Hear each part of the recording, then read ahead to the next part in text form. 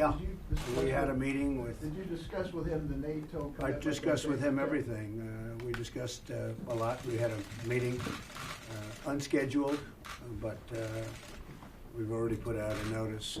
It was a very good meeting, I think. We discussed Syria. We discussed the Kurds. We discussed numerous things, and we're getting along very well. The border and the safe zone is working out very well. And I give a lot of credit to Turkey for that. The ceasefire is holding very much so, and I think people are surprised. And maybe someday they'll give me credit, but probably not. But it worked out well. They've been trying to do this for 100 years. That border is a mess for a long time. We pulled our soldiers out. We took over the oil. We have soldiers where the oil is. That's the way I like it. And they can police their own border, and that's what they're doing. They can use other countries if they want to spend the time and energy they can do. But this is a border that's been under siege for many, many decades. And it was time for us to leave, and we left, and it's been holding very nicely, so we're very happy. We talked about that. And are they committed to protecting the NATO commitment to protect the Baltics and Poland?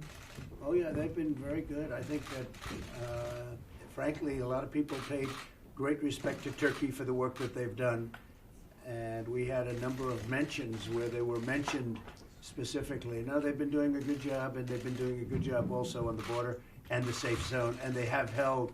I mean, obviously there were some skirmishes. That's been around for a long time, but the ceasefire has held very, very well. Mr. President, can you explain why your personal attorney, Rudy Giuliani, would need to talk to the budget office? I really don't know. You'd have to ask him. Sounds like something that's not so complicated, frankly, but you'd have to ask him. No big deal. Mr. President, Germany has welcomed 6 more countries into INSPEX, making it 9 countries now that are circumventing U.S. sanctions against Iran. Have you talked about that with the Chancellor? No, but we will. Yeah. What would you say? I haven't. I'm not going to say what I'm going to say, but we will. We will be talking about it. We'll be talking about a number of things. We'll have a good meeting. Okay? President, will you put sanctions on Nord Stream 2? Will the U.S. put sanctions? Say it again. Will the U.S. put sanctions on Nord Stream 2? Well, we haven't really determined that yet. I do think it's a problem, but it's a problem that Germany's going to have to work out for themselves. Maybe for Germany it won't be a problem. I hope it's not, actually, but we'll be talking about that. And Nord Stream. Mr. President, what did you respond to President Putin's offer on a moratorium for medium-range missile systems, which we made in the end of October? We're talking to Russia about many things, including a cessation on nuclear and nuclear creation. It's, in my opinion, the biggest problem the world has today.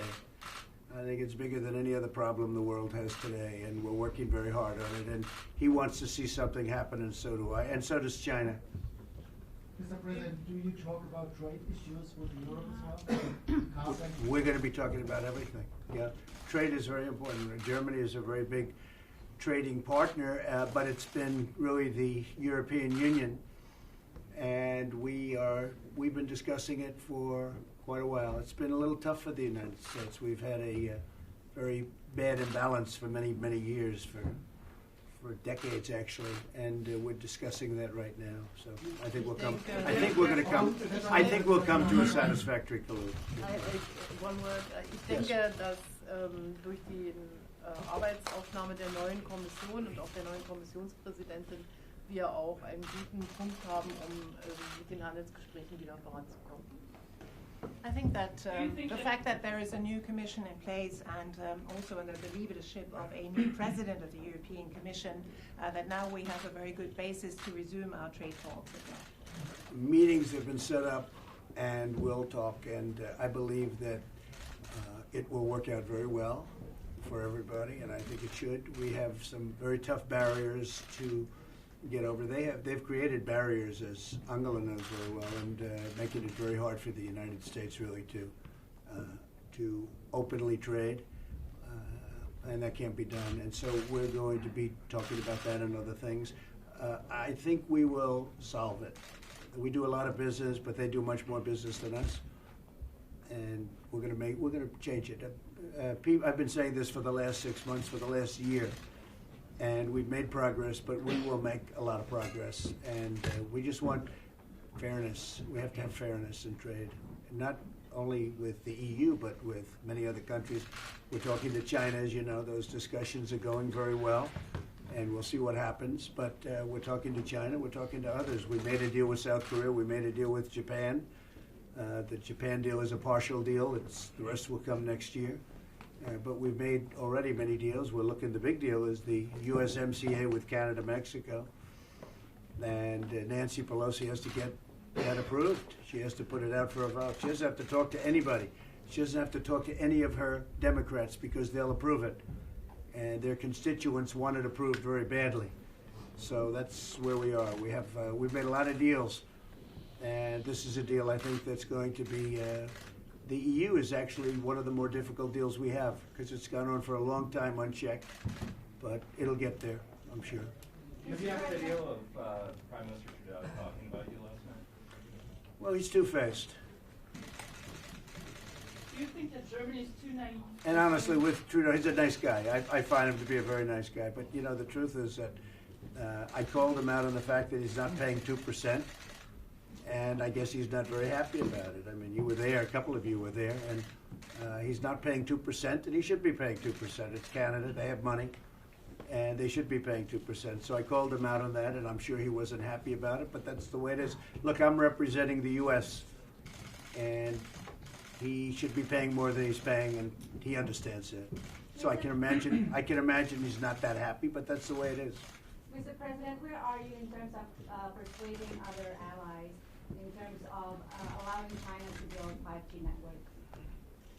Well, I'm not working very hard on that, but I do think it's a security risk, it's a security danger, and I spoke to Italy, and they look like they're not going to go forward with that. We spoke to other countries, they're not going to go forward. Everybody I've spoken to is not going forward. But how many countries can I speak to? Am I going to call up and speak to the whole world? It is a security risk, in my opinion, in our opinion. We're building it, and we've started, but we're not using Huawei. Will you tax Germany for not paying enough in terms of defense spending? Well, Germany's a little bit under the limit, I will say that, but we'll talk about that now. Okay, thank you very much, everybody. Thank you. I think what we'll do, just for purposes of this, we'll be having a meeting with the 2% people, and we're having another meeting with Denmark, and then we'll probably go directly back to Washington. Will you address Greenland? Because I can't imagine, will we discuss Greenland? What do you think? Tell me. Huh? You still want to buy That's a good, she must be in the real estate business. Anyway, that's a very good question. So we'll go directly back. I think we've done plenty of press conferences. Unless you're demanding a press conference, we'll do one. But I think we've answered plenty of questions. And again, let me just finish by saying we've had a tremendous 2 days. I think NATO is stronger than it's ever been. A lot more money is being produced by a lot of countries, and they're enthusiastic about it. And within 3 years, you're going to be talking about committed to $400 billion more. And not by the United States, by other countries. So it's been very successful today, and there's great spirit. Okay? Thank you very much, everybody. Thank you. Thank you. Thank you. Thank you. Thanks, guys.